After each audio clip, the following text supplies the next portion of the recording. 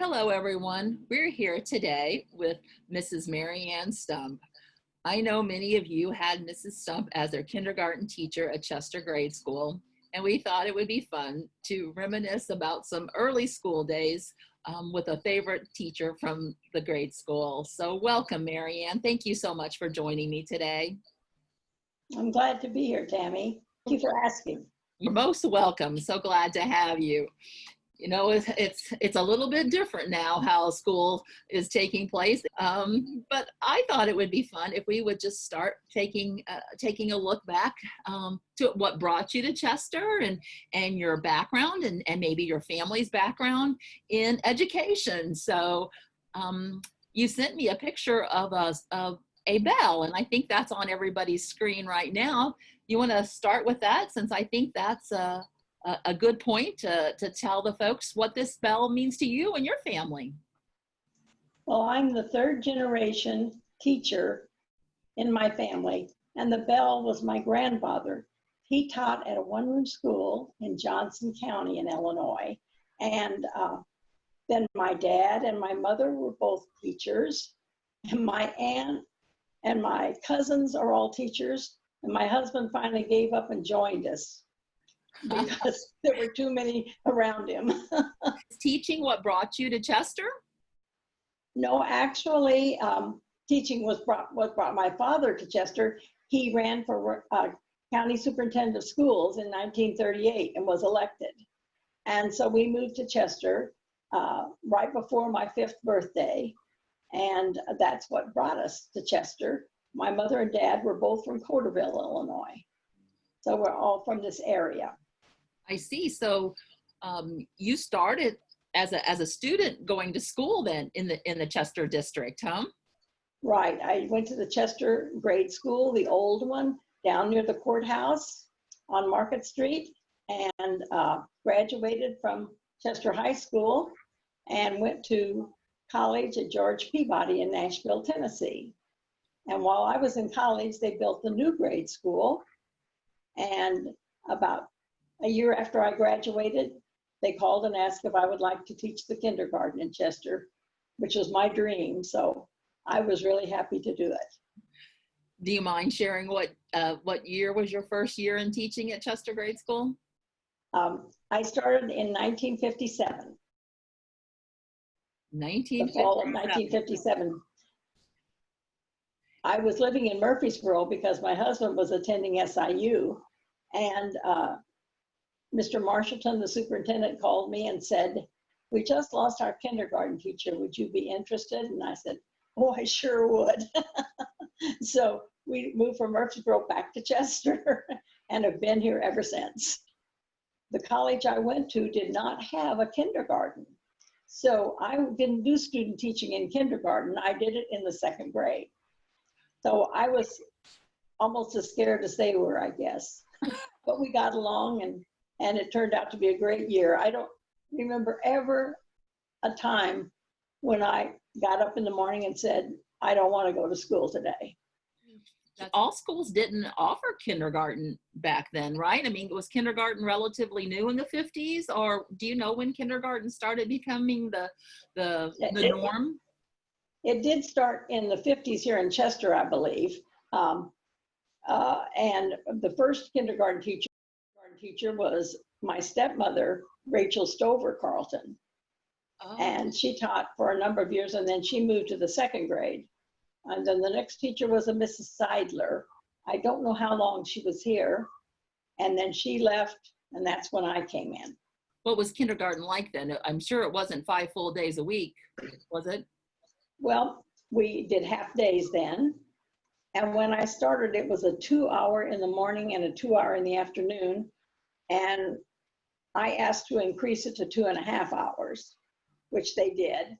So then I had the morning kindergarten for 2.5 hours, and then the afternoon for 2.5 hours. And the children could ride the bus to school in the morning and home in the afternoon, but at 11 o'clock, they had to be picked up by their parents. Oh, and they had to be brought in for the afternoon session by their parents. Was there only, I was the only kindergarten teacher. when did they start adding more classes? Because I think there's what, 3 or 4 now. I think it was like 1967, I think it was. They they had to add another class, so they did 3 sessions, 2 in the morning and 1 in the afternoon. And the teacher who taught the morning session, she worked with remedial reading students in the afternoon. And then I think it was only 1, maybe 2 years, and then we had to go to 4 sessions. I see. So And that was Cynthia Baldwin taught oh, the did other she? session. Oh, nice. Yeah. So back when you first started, then kindergarten was probably optional then, right? Not, you didn't have to go to kindergarten before you went to first grade? Because it doesn't seem like there'd be enough. No, it was not required. Okay. When I started, actually, you did not have to go to school by law until you were 7 years old. Tell us a little bit about your classroom. Where was it at in the grade school? Well, I had a beautiful classroom. My goodness, it was huge. It came out, so it had windows around 3 sides. And the outstanding thing was the flooring. It had this inlaid linoleum that had circles laid into it for the children to sit around in a circle. And then it had animals inlaid in it also. Oh. So it was a really unique room. It was just gorgeous. Where was and it I located? was there for a long time. Where was it located in the building? It was at the end of the building as you approach it from the highway. And then after I'd been there for quite a while, we were running out of space in the building. So they purchased a double wide classroom and put Miss Baldwin and I on the other side of the playground in a double wide. And it was really nice. We adjusted into it really well and it was fine. And then I guess about 2, maybe 3 years before I retired, they moved us back into the building. And then we had what had been first grade classrooms. They were not nearly as large or as nice as the one I had had originally. But we adjusted just fine. What year did you retire? 1993. How many years did you teach at Chester Grade School? 37. 37 years. Wow. Mm-hmm. Yeah. When I started, the curriculum was basically pretty simple. They wanted children to be able to count to 20. They wanted them to have some knowledge of the letters in the alphabet. A lot of our emphasis was on things like learning colors and shapes and how to behave in a group. Those were the type of things that we did. When I retired, our children needed to count to 100. They needed to be able to read, and 75% of them did by the time they left the kindergarten. So the curriculum became much more academic than it had when I started. Send me some pictures of some of your years at Chester Grade School. What about this one, Marianne? I see a Gilster Mary Lee truck in the background, and you with several students. Was that a regular thing you did with your classes? No, we were talking about our parents and what they did for a living. And so the little Wagner boy said, could my dad bring his truck to school? So he did. And he let everybody climb in to see what it was like to sit up there behind that big wheel. And they all had a great time. What do you recall about this picture? Now, this is when we were in the double wide trailers. So you can see like the kitchen, the play kitchen behind. And we sat around tables to do our work. Sometime I had as few as 15 children in a class. Other times I had as many as 28.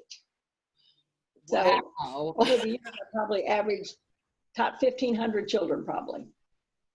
Wow, when you had classes that large, is that when maybe you added aides or some help, or not necessarily? Yes, we did get aides, and we had some really great aides over the years. My goodness, Mrs. Gebert was an aide, Mrs. Bachman was an aide, Mrs. Kleiman was an aide, Janet Hafford was an aide. We just had some really great aides. What about this one? Well, this was a picture that was taken for the yearbook, and they wanted everybody in it, but they wanted us to show what we were doing. So there we are sitting and standing around so they can get us all in the picture. And I see right here, the blonde-headed boy in the front looks like Matt Colas to me. I was just going to ask if you recognize any of the students to kind of give us an idea of when this may have been taken.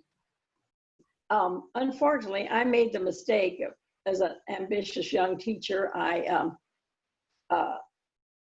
said, if you want to bring your pumpkin to school, why, we'll carve it here. At first, you know, I got maybe 3 pumpkins or something like that. I think one year we had like 15 pumpkins. So we kind of decided that we would only do 1 per table after that.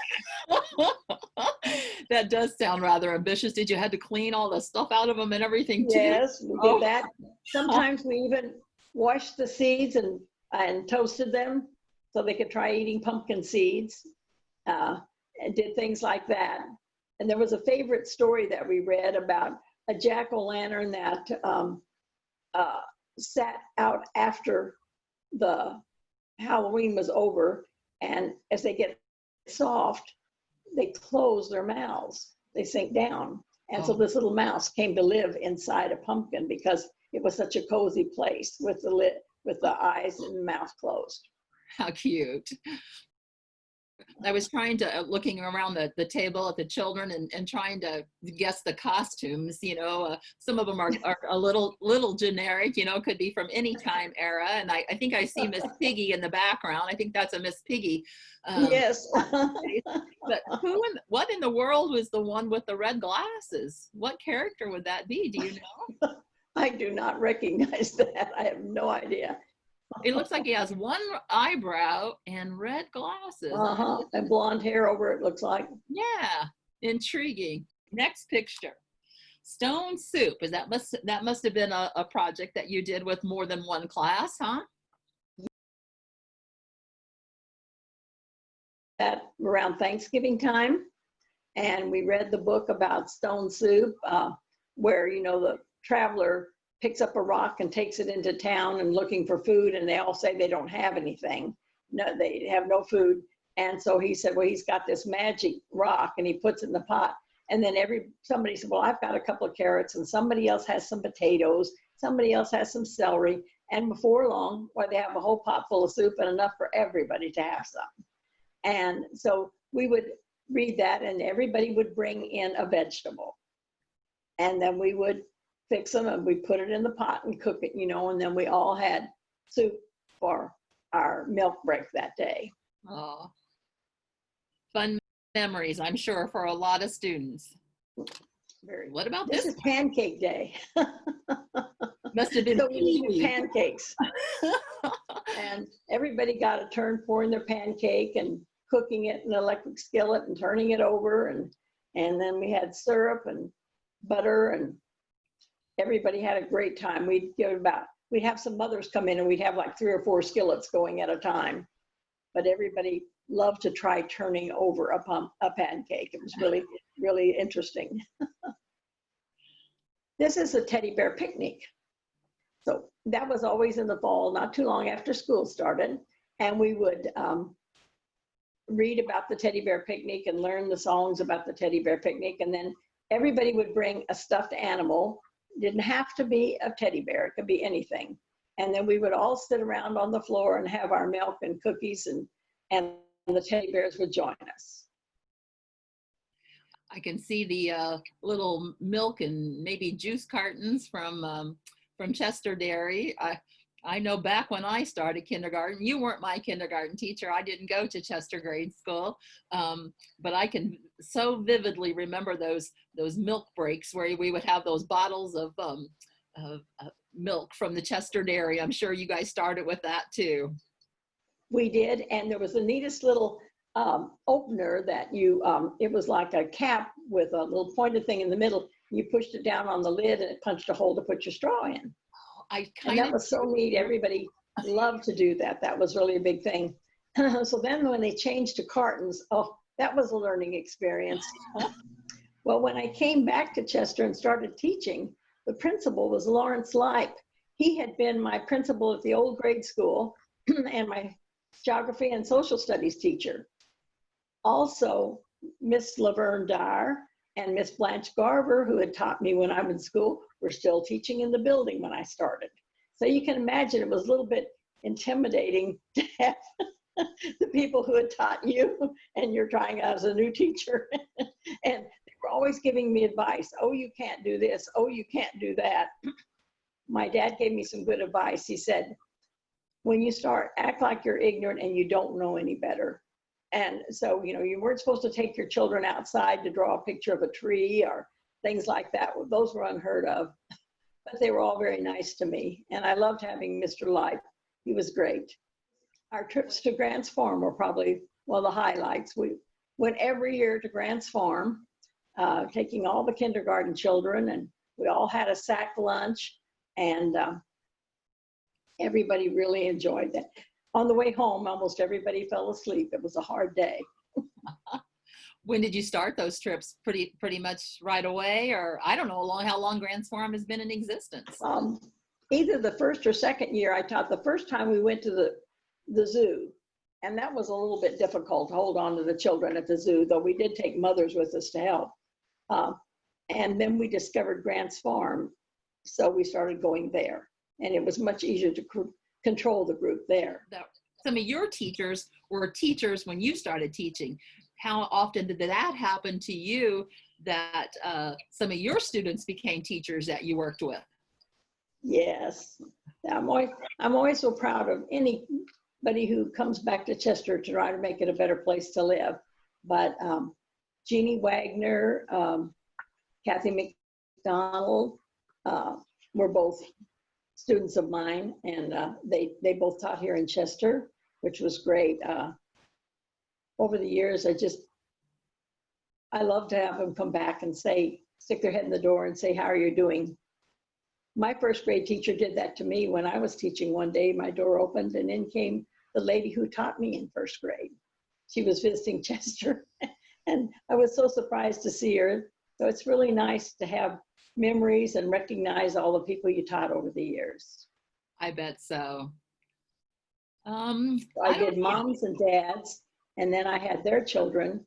And the year I retired, the next year I would have had my first grandchild. So I decided it was time to quit when I'm getting into the grandchildren. It was bad enough when I called them their mother and dad's names, but think what it'd be like if I called them by their grandmother's name. Well, I always thought the Chester School District was great.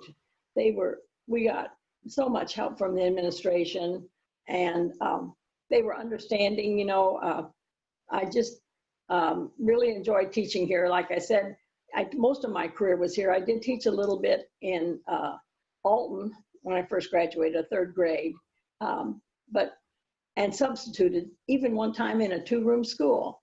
But I just thought Chester was a great place to go to school. I really do. But just curious if you have any advice for the teachers who are facing this crazy 2020-21 school year, and anything that you've learned over your years of teaching that might be good advice for them or their students as they get ready to embark in this crazy time. Yeah, I'm so sad for them because I just can't visualize what it's going to be like. Our children have already lost not quite half a year, but close to it. And of course, there are some parents who are very faithful to make sure their children got their lessons and tried to keep up. But then there were others that weren't, and those are probably the children who need the most help. And I just can't imagine what's going to happen this year. There's just no precedent for it. Even during the war, when I went to school, you know, we had rationing and food problems and things like that, but we were there every day. And it's a whole new game this year. And final words for the upcoming school year that you'd like to share? I know I'd like just to wish everybody a good luck and patience and respect, that maybe that we can do our best and get back to normal sooner than later. How's that sound? Sounds like a good idea to me. I wish every teacher the very best school year. I know it's going to be a real struggle, not only the teaching, but also staying healthy enough to do it. So I wish everyone has a wonderful year. I loved every year I taught. Never had a bad day. It was great. Well, I know so many students. We're blessed to have you as a teacher, Mary Ann, and we are so thankful you shared some of your memories with us today. And we look forward to seeing you around Chester, and I especially look forward to some of your previous students seeing this interview and maybe sharing some of their comments and memories in the of your time with them. That would be fun to see some of their memories and pictures as well. And I know you would welcome that too, I'm sure. Oh, I certainly would. Thank you so much.